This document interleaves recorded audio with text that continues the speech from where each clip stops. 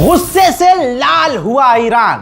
मैंने इसका इशारा कल ही कर दिया था कि यूरोपीय यूनियन ने और यूएन ने जो ईरान पर सबसे बड़ा बैन लगाकर ट्रिगर मैकेनिज्म ऑन कर दिया, यानी आसान भाषा में यूएन ने सबसे बड़ी पाबंदी ईरान पर लगाई और शर्त कई कड़ी रखी थी उन्होंने कि भैया 3 शर्तें मेन हैं, जिसमें आप जो है अगर आप चाहते हो कि ये हम डील कर लें और आप पर से बैन हटाएं तो आप अमेरिका से डायरेक्ट बात करो और जो यूरेनियम रखा है उसकी जानकारी दो और अपनी मिसाइल और ये सब, मतलब जिद्दी वाली बात।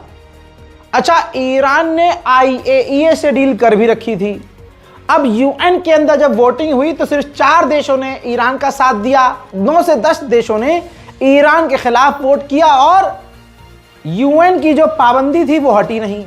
यानी बेचारे ईरान ने IAEA से डील करी, बातचीत करी, दरवाजे खोले कि भैया बात करो, सिर्फ इस वजह से कि उस पर दुनिया की सबसे बड़ी पाबंदी जो यूएन के द्वारा लगाई गई है वो हटा ली जाए, लेकिन वो हुआ नहीं। ट्रिगर मैकेनिज्म ऑन हो गया और यूएन की पाबंदी सबसे बड़ी ईरान पर लगी रही। अगले 24 घंटे के अंदर हुआ क्या, फिर ईरान बौखला गया। ईरान ने साफ कह दिया कि हमने जो IAEA से डील की है वो डील हम रद्द कर देंगे। जी हां, धमकी दे दी है कि IAEA से डील। और इतना ही नहीं, जो ईरान के पार्लियामेंट स्पीकर हैं उन्होंने कह दिया कि अब वक्त आ गया है कि हम अब NPT न्यूक्लियर प्रोग्राम का एग्रीमेंट जो होता है जिसमें कई देश शामिल हैं उससे हम बाहर निकल जाएंगे। अगर इस एग्रीमेंट से ईरान बाहर निकल गया तो फिर ईरान को कोई भी जानकारी किसी को देने की जरूरत नहीं है कि वो परमाणु कितने बना रहा है, वो क्यों बना रहा है, कितना यूरेनियम है, यूरेनियम कहाँ है, उसका मकसद क्या है। वो NPT से बाहर निकलते ही आज़ाद हो जाएगा। तो ईरान के पार्लियामेंट स्पीकर ने यह धमकी दी। वहीं ईरान के ऑफिशियल ने कंफर्म कर दिया, हालांकि सबसे पहले मैंने आपको ये वीडियो दिखा दिया था जिसमें ईरान ने कह दिया है कि हमने अब तक की अपनी सबसे खतरनाक इंटरकॉन्टिनेंटल बैलिस्टिक मिसाइल का सफल परीक्षण कर लिया है। वो वीडियोस में आपको दिखा चुका था, सबसे पहले रजाग्राफी आपको बता चुका था कि ईरान ने अब तक की सबसे खतरनाक मिसाइल का टेस्ट कर लिया है और यह नया सरदर्द है इजराइल और अमेरिका के लिए। उधर ईरान के राष्ट्रपति ने कहा कि उन्होंने हमारी फर्दो और नतंज फैसिलिटी को तबाह किया, लेकिन उससे हमें क्या ही फर्क पड़ेगा, हमारे लिए हमारे लोग जरूरी हैं, हमारे लोगों ने उसे बनाया है, हम दोबारा बनाएंगे और आगे बनाते रहेंगे। حالا دیشب اینا نشستن مثلا این اسنپبک رو برگردوندن، راهو میبندن، مغزها و اندیشه ها هستن که راه میسازن، یا راه پیدا میکنند یا راه میسازن. این چیزیست که باید باور کرد. اینا نمیتونن جلو ما رو بگیرن، نه طنز ما رو میتونن بزنن، فردوی ما رو میتونن بزنن. غافل از این که این آدما هستن که نطنز رو و مهمتر از نطنز رو میسازند و خواهند ساخت. हजरात मोहतरम कहाँ आ रहा है नाचकुरा, देख लो ये होता है भाई। आप भी मजे करो, बताया था ना मार्केट वॉल्फ, भूल गए, बताऊंगा आगे। अभी ये देखो, ये मार्केट वॉल्फ इस्तेमाल करता हूँ, हमारा एडिटर देखो बिना बात के खुश होले खुश। तो बताऊंगा मैं आपको आगे, दोबारा भूल जाते हैं ना आप लोग, मैं याद दिलाऊंगा। पहले खबर सुनिए। हजरात मोहतरम, ईरान के विदेश मंत्री ने कहा है कि अमेरिका से हमारा डायरेक्ट कांटेक्ट नहीं है, हम डायरेक्ट बातचीत नहीं बल्कि इनडायरेक्टली बात कर रहे हैं। अब ईरान पर जो यूएन का मैक्सिमम बैन जो लगा है उसकी वजह से ईरान की स्टॉक मार्केट आप देख रहे हैं लाल हो चुकी है। दोस्तों, ईरान को बड़ा खतरनाक नुकसान उठाना पड़ रहा है। वहीं मेरे दोस्तों, ईरान के नेशनल अखबार ने क्या लिखा है, फ्रंट पर देख लीजिए। लिखा है कि 22 साल NPT में रहने के बाद और सामने वालों से नेगोशिएशन करने के बाद अब वक्त आ चुका है कि अब हमें NPT से बाहर निकल जाना चाहिए, यानी न्यूक्लियर प्रोग्राम एग्रीमेंट से बाहर, न्यूक्लियर प्रोग्राम ट्रीटी से बाहर हो जाना चाहिए। वहीं मेरे दोस्तों, इजराइल के फाइनेंस मिनिस्टर ने एक इंटरव्यू में एक्सेप्ट किया है कि 12 डेज वॉर के अंदर हमने ईरान के supreme leader Ayatollah Syed Ali खामनाई को, सुप्रीम लीडर ऑफ ईरान को मारने की कोशिश की थी। आपको पता है दोस्तों, यह कोशिश ईरान के सुप्रीम लीडर को मारने की इजराइल की फेल हुई थी। Smotrich says, we must continue to look for the leader. And these words of Smotrich prove that Israel did not want only to destroy the Iranian nuclear program. Israel wanted, even if it didn't say so clearly and formally, to maybe even kill the head of the snake, the supreme leader Khamenei. हज़ार दुनिया देख ले, जान ले कि जिसे आप कमजोर समझते थे, दुनिया जिसे कमजोर समझती थी, अरब और मुस्लिम देश जिस ईरान का साथ नहीं देते थे, इजराइल के चैनल 13 ने खुद बताया कि 12 डेज वॉर में जंग के दौरान सिर्फ चौथे दिन ही इजराइल के तमाम हेड और लीडर्स ईरान का रेस्पॉन्स और काउंटर अटैक देखकर हैरत में पड़ गए थे, परेशान थे। और 4 दिन के अंदर ही इजराइल के सिक्योरिटी काउंसिल ने नेतन्याहू से कह दिया कि जितनी जल्दी हो सके जंग रोक दीजिए, वरना हम में इतने छेद होंगे कि समझ में नहीं आएगा कि असली वाला कहां है। इसके बाद नेतन्याहू ने अमेरिका से, ट्रंप से कहा, पापा बचा लो और सीज फायर करवाओ। इसके बाद अमेरिका ने अरब देशों को मैसेज दिया कि अपने भाई को, बड़े भाई को, अपने जो जितने भी आप 56-57 बहनें हैं, अपने इकलौते भाई ईरान को कहो कि हमला रोक दे, सीज फायर कर ले। आपको कोई गलतफहमी है कि मैं अपने पेट से बोल रहा हूं, तो लीजिए अब ये रहा सोर्स, ये रहा सबूत। On the 4th day of the war, security services already began to call for an end to the war. On the political level, there are clashes. A senior intelligence officer says Iran continues to attack. Prime Minister Netanyahu says, stop talking about the end of the war. कल जब Israel के defence minister ने कहा कि हम Yemen की सरजमीन पर अपना झंडा लहराएंगे, तो आज हूथी का जवाब आया है। हूथीज ने कहा कि तुम अपना एक सिंगल समुद्री जहाज जो हमने कब्जा लिया था, जिसको किडनैप कर लिया था भाई, हाईजैक कर लिया था, उसको तुम हासिल न कर पाए, वापस न ले पाए। हमारे यमन देश की बात तो बहुत दूर की है। यमन के हूथीज का जलवा तो इजराइल के चैनल तक मान रहे हैं। इजराइल के चैनल और एंकर कह रहे हैं कि इजराइल ने खौफनाक हमले, यानी हमने यमन पर खौफनाक हमले किए हैं, लेकिन हुतीज की हिम्मत नहीं तोड़ पाए हैं और हुतीज आज भी हमला कर रहे हैं। זירה נוספת עכשיו, כטב"ם ששוגר מתימן פגע ערב פגיעה ישירה במלון באילת, פורת האזעקה נשמעה, ככה אנחנו מבינים רק תוך כדי שכבר נעשתה הפגיעה. אז מה עלה בתחקיר? למה זה קרה? תראי, למעשה בעצם התושבים מדווחים שהאזעקה נשמעה תוך כדי הנפילה, משמע לא היה להם מספיק זמן לרוץ למרחבים המוגנים, ואפשר ללמוד מזה רק לפני 20 דקות שמשוגר עוד כטב"ם לעבר מדינת ישראל, והכטב"ם הזה מיורט. ולמה הוא מיורט עוד לפני שיש אזעקה? כי זיהו אותו מחוץ לגבולות המדינה. זאת אומרת, העניין פה זה עניין של זיהוי. ברגע पूरी दुनिया में इजराइल का हाल क्या है समझिए। स्पेन के अंदर ये वीडियो देखिए, मॉल के अंदर जो इजराइल के इंपोर्टेड आइटम्स हैं, वहां पर इजराइल के नाम को छुपाकर दूसरे देश का नाम ऊपर चिपका दिया गया है। अब लोग उस देश के नाम को हटाकर देख रहे हैं कि नीचे इजराइल लिखा है। सोचिए, इजराइल अपना एक सामान तक अपने नाम से नहीं बेच पा रहा है। देश का हाल क्या है, कैसा है, किसी से छुपा नहीं है। जिसके पास ससुराल नौकरी है उसकी सैलरी कम है, और जिनके पास नहीं है उनकी जिंदगी वैसे ही झंड है। करें तो करें क्या। अच्छी अच्छी नौकरी करने वाले जितना भी कमा रहे हैं, महंगाई की वजह से भैया कम पड़ रही है तनख्वाह, घर चलाना मुश्किल हो रहा है। ऐसे में लोग दूसरा भी काम तलाशते हैं, यार कोई और काम मिल जाए, कोई और तरीका मिल जाए, ज्यादा पैसा कमा लें, थोड़ा यार साइड से कुछ कमा लें, खर्चा पानी तो निकल जाए। लोग अक्सर मुझसे ऐसे पूछते थे, भाई कोई तरीका है। अब भाई कोई जेन्युइन तरीका हो तब बताऊं ना। लंबे समय के बाद एक तरीका है जो मैं आपको बताने वाला हूं, वो भी हलाल तरीका, पूरी रिसर्च के बाद। शेयर मार्केट बहुत सुना था भाई मैंने, दिमाग भी बहुत लगाया मैंने। अब एक ऐप है मार्केट वॉल्फ नाम से, हलाल तरीका है दोस्तों। सबसे बड़ी बात यह है कि जो मार्केट वॉल्फ जो ऐप है ये सेबी से रजिस्टर्ड ऐप है जो इंडिया में काफी तेजी से बढ़ रही है। सोचा आप लोगों को भी बता दूं भैया, फायदा उठा लो, कहीं देर ना हो जाए। आपके पास मोबाइल होना चाहिए और थोड़ा इतना सा दिमाग लगाना है। चलिए मैं आपको बताता हूं कि इस ऐप को इस्तेमाल कैसे करना है। देखिए मैंने यहां पर पिन डालकर लॉगिन कर लिया और फॉलो ट्रेंड पर क्लिक कर दिया।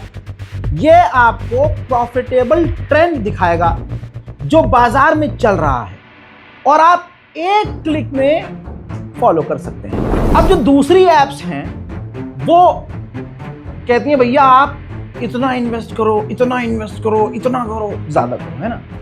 यहां पर मजेदारी की बात ये, कम से कम अमाउंट आप इन्वेस्ट करके काम शुरू कर सकते हैं, ट्रेडिंग शुरू कर सकते हैं। अब जो लोगों को टेंशन होती है यार नुकसान हो गया तो क्या करेंगे हम, पूरे देश का नुकसान है भाई, उधर भी ध्यान दे लो। यहां 1500 में इतना सोच रहे हो, लेकिन इसमें मैं तरीका बताता हूं। इस ऐप की एक और खासियत फीचर ये है कि एक लेवल पर जब आपका लॉस अगर होने लगा तो भाई अपने आप आसान जबान में कट लग जाएगा, फौरन स्टॉप हो जाएगा। जब आपके लॉस के लिमिट पर कट लगेगा तो इसका मतलब यह है नुकसान नहीं आपका, तो फायदा ही फायदा है।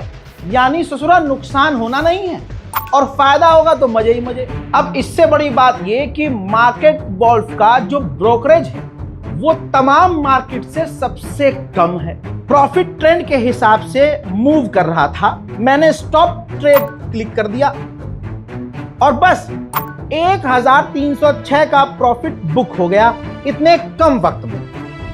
इस पूरी फैसिलिटी को आप 99 रुपीज में लाइफ टाइम के लिए यूज कर सकते हैं। अब बच्चे की जान लोगे क्या, आप यहां पर सब कमोडिटीज भी यानी गोल्ड, सिल्वर, क्रूड ऑयल या नेचुरल गैस पे भी बड़ी आसानी से इन्वेस्ट कर सकते हैं, वो भी सुबह 9 से रात 12 बजे। कमाल की बात यह है कि ये मार्केट वॉल्फ ऐप आपको रिकमेंडेशन देगा कि भैया इसमें फायदा है, इसमें फायदा है, इसमें फायदा है, अकल का इस्तेमाल करो, लगाओ। लोगों ने 28 तारीख को एक दिन में 11,850, जून में 70,468 और जुलाई में 59,696 का प्रॉफिट बुक किया। और इस प्रॉफिट में मार्केट वॉल्फ का कोई कमीशन नहीं लगता। ये ऐप कोई हल्की फुल्की नहीं है, 2 मिलियन से ज्यादा इसके डाउनलोड हो चुके हैं, लोग धड़ल्ले से इस्तेमाल कर रहे हैं। तो भैया पीछे मत रहो, जिंदगी में कभी तो आगे बढ़ो, जल्दी जाओ डाउनलोड करो। इस ऐप का लिंक और डिटेल मैं कमेंट सेक्शन में भी पिन कर रहा हूं, जाइए क्लिक कीजिए, डाउनलोड कीजिए और शुरू हो जाइए। समझ में आ गया होगा आपको। बहुत लोग मुझे मैसेज कर रहे हैं भाई ये मार्केट वॉल्फ अभी फिलहाल मैं इंडिया के लिए बता रहा हूं, पाकिस्तान, जर्मनी, फ्रांस के लिए नहीं बता रहा हूं, इंडिया के लिए बात कर रहा हूं। तो इधर उधर के देश, अड़ोस पड़ोस वाले देश के जो हैं वो मुझसे ना पूछें, अभी ये सिर्फ मैं इंडियंस के लिए बता रहा हूं। वहीं हमास ने फेयरवेल पिक्चर जारी किया है, ये पोस्टर देखिए, ये तमाम यहूदी हैं जो हमास की कैद में है। इजराइल के लिए ये दिखाने के लिए हमास ने तस्वीरें इनकी जारी की है, कहा कि इजराइल हमले कर रहा है, हो सकता है ये आखिरी बार इनको आप देखें, ये लोग हमारे पास जिंदा हैं लेकिन इजराइल के हमले में अब शायद इसके बाद ये जिंदा ना रहें, इसलिए हम उनकी ये फेयरवेल तस्वीर जारी कर रहे हैं। जर्मनी के ही ह्यूमन राइट ऑर्गेनाइजेशन ने जर्मन के कई सारे नेताओं के ऊपर जर्मनी में ही केस दर्ज कर दिया है कि ये कुछ नेता इजराइल के समर्थन में नंगे होकर आड़े टेढ़े गैर इंसानी बयान दे रहे हैं और फिलिस्तीन के नरसंहार में इजराइल का साथ दे रहे हैं। फ्रांस के राष्ट्रपति इमैनुअल मैक्रोन ने 2 सोशल मीडिया पोस्ट किए। पहले पोस्ट में बताया कि मैंने मोहम्मद बिन सलमान से फोन पर बात की और बताया कि 142 देश फिलिस्तीन को मान्यता देने के लिए तैयार हैं, इसलिए हम भी फिलिस्तीन को जल्द मान्यता देने वाले हैं। फिर उसके बाद अगला पोस्ट किया कि जो फ्रांसीसी यहूदी हैं, जो यहूदी फ्रांस में रहते हैं वो बेचैन हैं, परेशान हैं, उनको डर है। हम उनको यकीन दिलाते हैं कि आपको डरने और परेशान होने की ज़रूरत नहीं है। जो यहूदी के खिलाफ और ज्यूस के खिलाफ नफरत फैलाई जा रही है, हम उसके खिलाफ भी सख्त कानून बनाएंगे। हजरात, यूके, फ्रांस, पुर्तगाल, कनाडा, ऑस्ट्रेलिया, बेल्जियम, लग्जमबर्ग, ये तमाम देश आज ही कल में फिलिस्तीन को मान्यता देने का ऐलान करने वाले हैं। उधर स्पेन में इजराइल के खिलाफ प्रदर्शन और आक्रामक हो गए हैं।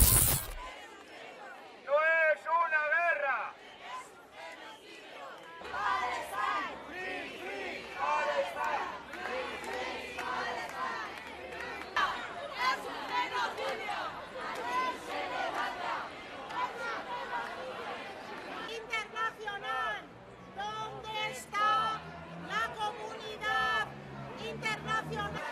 Palestina vencerá. Palestina vencerá.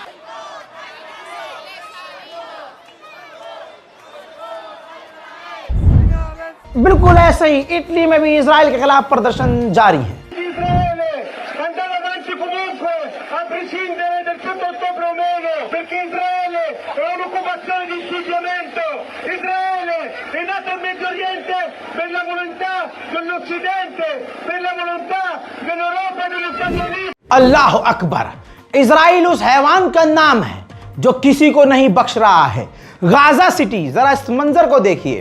Gaza city, अगर गाजा के लोग छोड़कर जा भी रहे हैं, उनके वहां से निकलने पर भी इजराइल उनके काफिले पर बमबारी कर रहा है, जिसमें सैकड़ों फिलिस्तीनियों की, बच्चों की, बेगुनाहों की मौत हो गई है। दर्द आप क्या ही समझेंगे। हैवान पर लानत भेजिए और एक बाप का दर्द समझिए। गाजा का एक बाप कह रहा है कि मेरा 7 साल का बच्चा मलबे में दबा हुआ है, 15 साल की बच्ची मलबे में दबी हुई है, मेरा पूरा परिवार मलबे में दबा हुआ है। ऐ नेतन्याहू, उन लोगों ने तुम्हारा क्या बिगाड़ा था? ابن الصغير 7 سنين تحت الردم، بنتي 15 سنة تحت الردم، كل عيلتي ماتت. ايش عملوا يا نتنياهو؟ ايش عملوا لك؟ هذه العائلة التي فقدت عائلة اولاد البقية يوم يا بنتي. وروا العالم كله ايش عملت؟ ضارب مرتي باولادي، فتح ابن البقر سووه مرتي. بقفل इन तमाम चीजों के बावजूद इजराइल हवा से गाजा सिटी और गाजा के इलाके में गाजा सिटी को खाली करने के लिए धमकी भरे पर्चे गिरा रहा है। इजराइल की ही मिनिस्टर ने कंफर्म कर दिया है कि जंग के बाद गाजा रहने लायक नहीं बचेगा। इजरायली सैनिक और यहूदियों ने हैवानियत का ऐसा चेहरा दिखाया है कि शैतान भी शर्मा रहा है। इन इजरायली सैनिकों को देखिए, मलबे में दबे हुए फिलिस्तीनियों का ये मजाक उड़ा रहे हैं और फिर ये वीडियो खुद सोशल मीडिया पर पोस्ट कर रहे हैं। कमाल यह है कि अगर आप इंस्टाग्राम पर, मेटा पर, फेसबुक पर, ट्विटर पर कहीं भी इजराइल के खिलाफ या इजराइल का विरोध करते हुए एक लाइन भी लिख दें तो आपका अकाउंट सस्पेंड हो जाएगा। और यही इजरायली हराम के पिल्ले सैनिक गाजा में बच्चों का, मरने वालों का खुले में मजाक उड़ाकर सोशल मीडिया पर पोस्ट कर रहे हैं, तो इनके अकाउंट को सस्पेंड नहीं किया जा रहा है। पूरी ताकत से गाजा के अंदर इजराइल हेलीकॉप्टर से बम गिरा रहा है और गोलियां चला रहा है, वो भी ओपनली नीचे जितने भी फिलिस्तीनी हैं उनके ऊपर।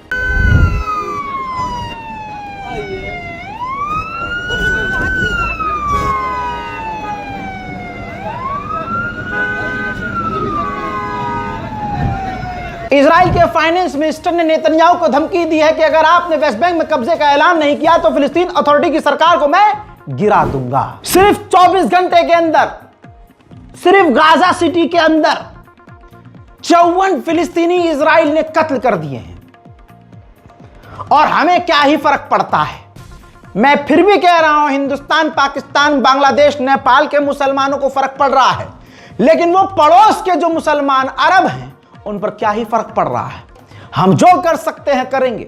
दुआ करिए, रिपोर्ट को शेयर कीजिए, इस बारकोड का इस्तेमाल करके गाजा और फिलिस्तीन की मदद के लिए आगे आइए, इबादत कीजिए, स्पेशली नमाज में और नमाज के दौरान अपने इबादतों में फिलिस्तीन गाजा के लिए दुआ कीजिए और साथ ही अपने मुल्क और पूरी दुनिया में शांति और अमन के लिए दुआ कीजिए। समझा तो दिया है, नहीं समझ में आया तो भाई हम करें क्या। मार्केट वॉल्फ के 2 मिलियन से ज्यादा डाउनलोड हो चुके हैं, लिंक डिस्क्रिप्शन में मौजूद है।